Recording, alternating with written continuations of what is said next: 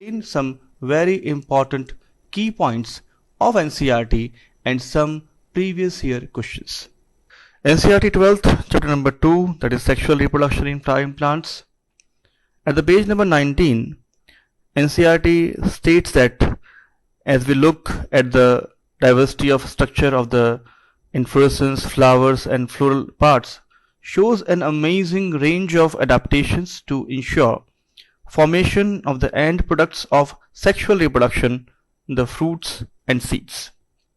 Similarly, at the page number 20, it states that at biological point of view, flowers are morphological and embryological marvel and the site of sexual reproduction.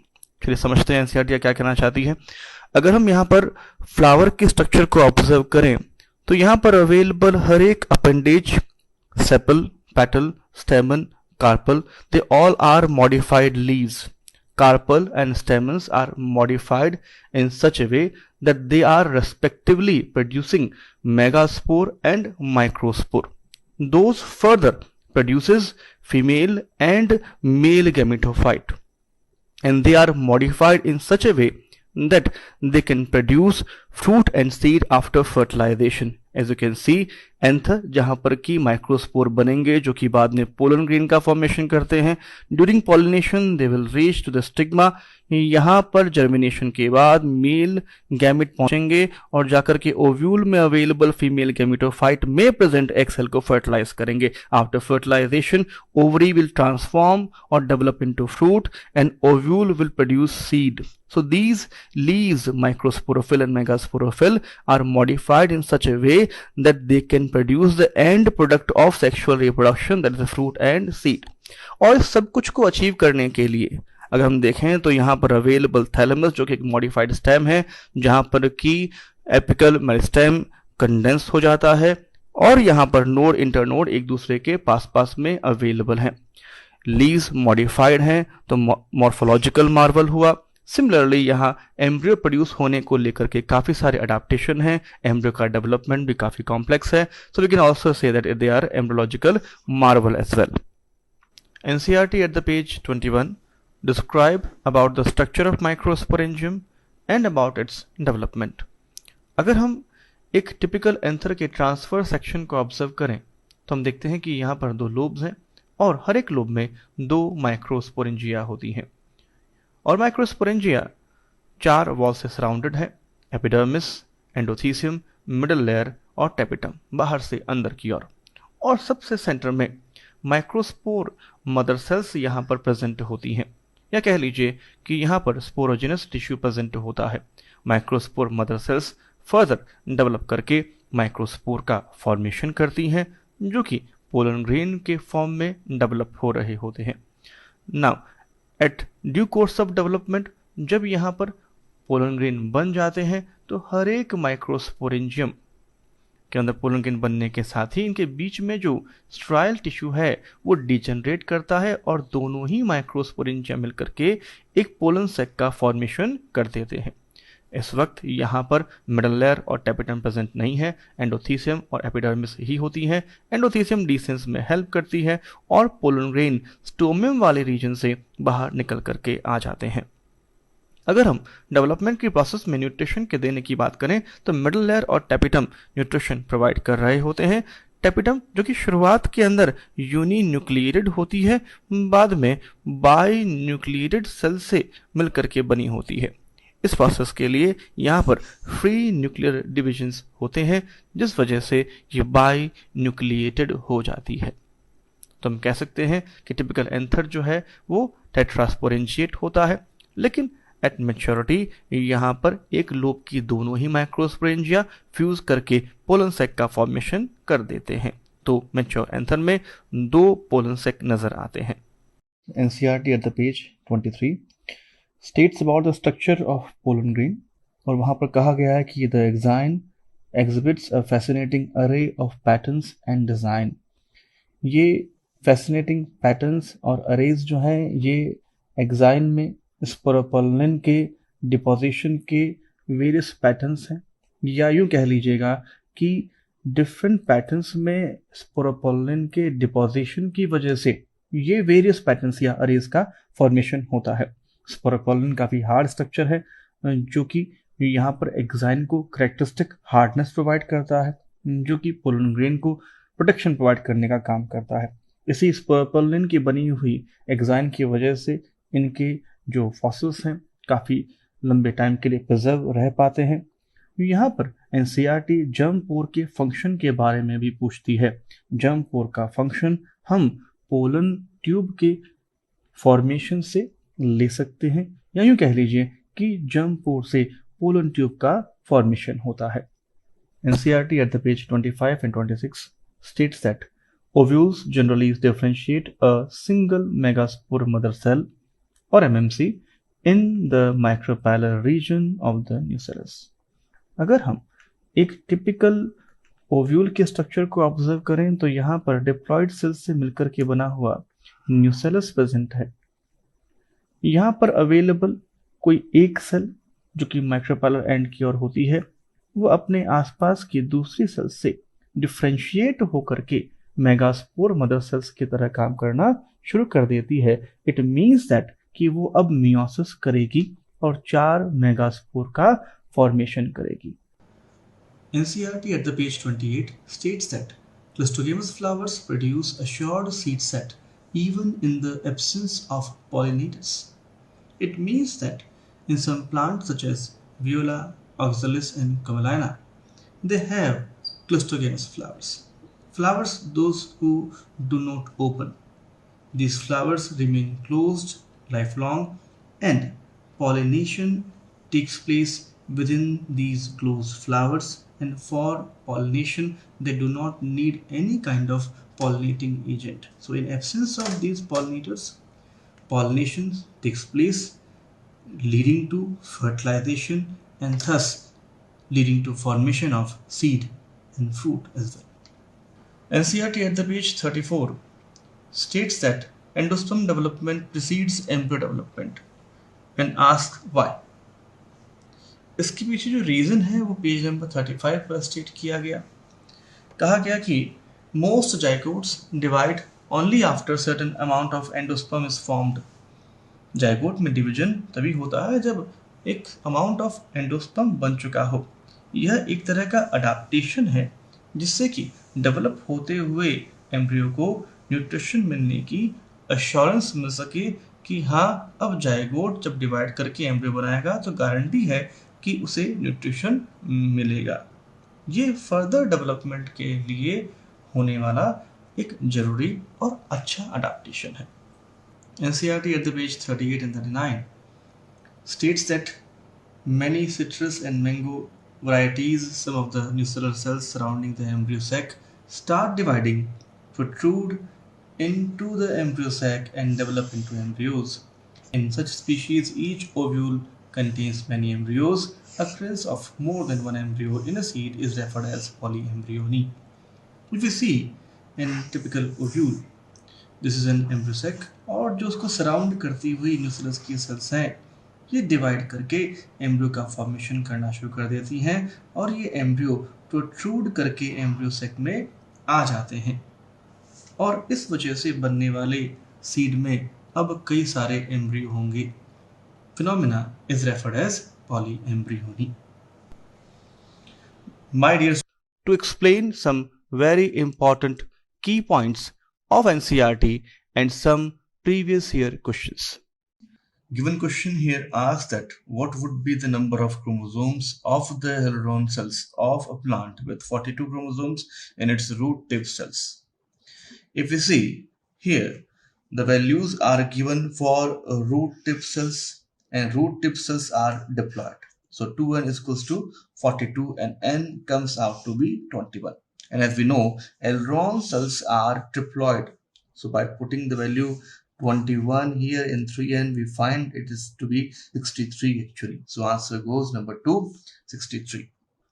Question given here is as perisperm differs from endosperm in first option. Its formation by fusion of secondary nucleus with several sperms. अगर हम angiosperm में होने वाले fertilisation के event को observe करें तो हम देखते हैं कि एम्ब्रियो सेक में पोलर ट्यूब की एंट्री के साथ ही एम्ब्रियो सेक में प्रेजेंट दो पोलर न्यूक्लियाई फ्यूज करके सेकेंडरी न्यूक्लियस का फॉर्मेशन करते हैं और ये सेकेंडरी न्यूक्लियस एक मेल गैमेट के साथ फ्यूज करके प्राइमरी एंडोस्पर्म न्यूक्लियस का फॉर्मेशन करती है, जो कि एक ट्रिप्लॉइड स्ट्रक्चर है। और ये प्राइमरी एंडोस्पर्म न्यूक्लियस जिस सेंट्रल सेल में प्रेजेंट है, it is known as primary endosperm cell, जो कि बाद में एंडोस्पर्म का फॉर्मेशन करेगा। इसलिए एंडोस्पर्म एक ट्रिप्लॉइड स्ट्रक्चर हुई। लेकिन in the due course of development कुछ सीड्स के अंदर न्यूक्लियस रह जाता है, परसिस्टेंट न्यूक्लियस के फॉर्म में सीड में प्रेजेंट रहता है। For example beet. हम इस परसिस्टेंट न्यूक्लियस को पेरिस्पर्म के नाम से बेहतर जानते हैं। न्यूक्लियस एक डिप्लॉयड स्ट्रक्चर है और पेरिस्पर्म भी एक डिप्लॉयड स्ट्रक्चर ही होगी।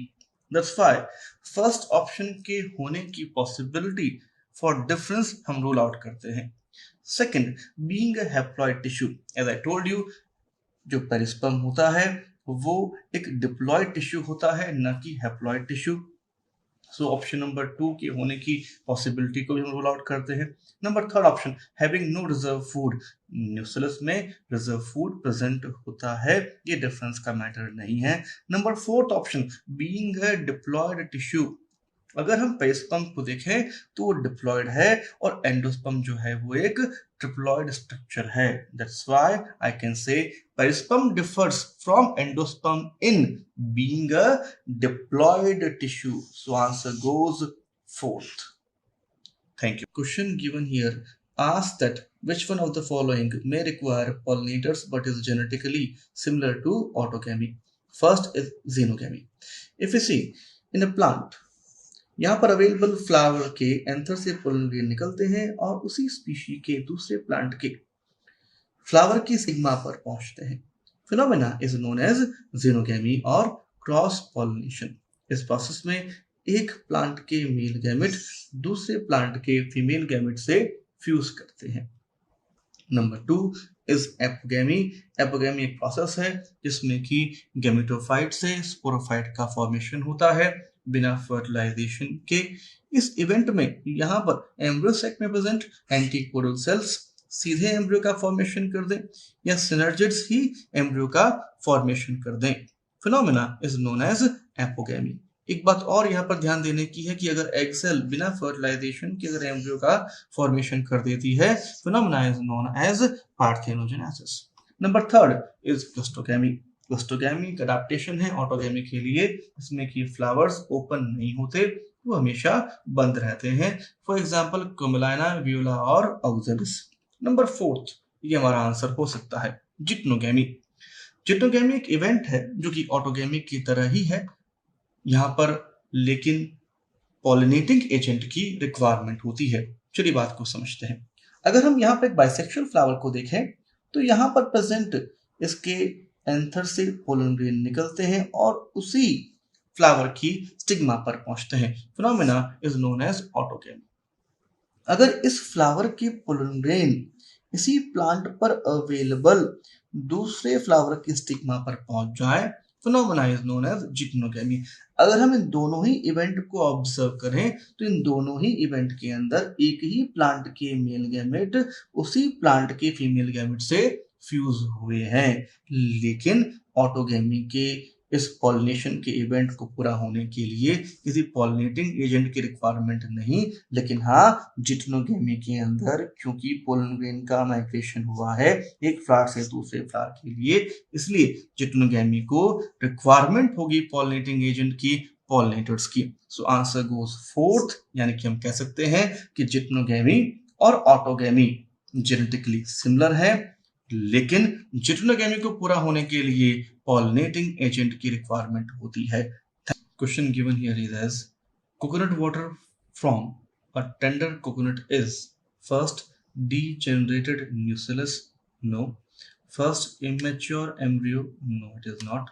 Third, free nuclear endosperm, yes it is. And fourth, innermost layer of the seed coat, no it is not also the answer. अगर हम डेवलपमेंट की बात करें तो यहाँ पर after fertilization primary endosperm cell बनती है, डिवाइड करती है। डिवीजन में पहले यहाँ पर फ्री न्यूक्लियर डिविजन्स होते हैं और बाद में साइटोकाइनेसिस हो जाने के बाद यहाँ पर सेल्स का फॉर्मेशन होता है। लेकिन अगर हम एक टेंडर कोकोनट को ऑब्जर्व करें तो वहाँ पर सेंटर में अवेलेबल जो लिक्विड ड्रिंक करने लायक पार्ट जो अवेलेबल है known as coconut water, it is actually free nuclear endosperm. और जो साइड में वाइट एडिबल पार्ट में देखने के लिए मिलता है ये सेलुलर एंडोस्पर्म है। That's why answer goes is free nuclear endosperm. So tender coconut water जो है वो फ्री न्यूक्लियर एंडोस्पर्म है। Question given here is as in angiosperms, microsporogenesis and megasporogenesis first occur in ovule, second occur in anther, third form gametes without further divisions and fourth involve meiosis। हमें यहाँ पर इन दोनों event में similarity को search करना है। चलिए पहले इन दोनों इवेंट को ऑब्जर्व करते हैं। अगर हम एंथर में प्रेजेंट माइक्रोस्पोरेंजियम को देखें जहां पर की सेंटर में कई सारी माइक्रोस्पोर मदर सेल्स अवेलेबल हैं, ये microspore mother cells meiosis perform करती हैं और माइक्रोस्पोर टेट्राड बन जाता है।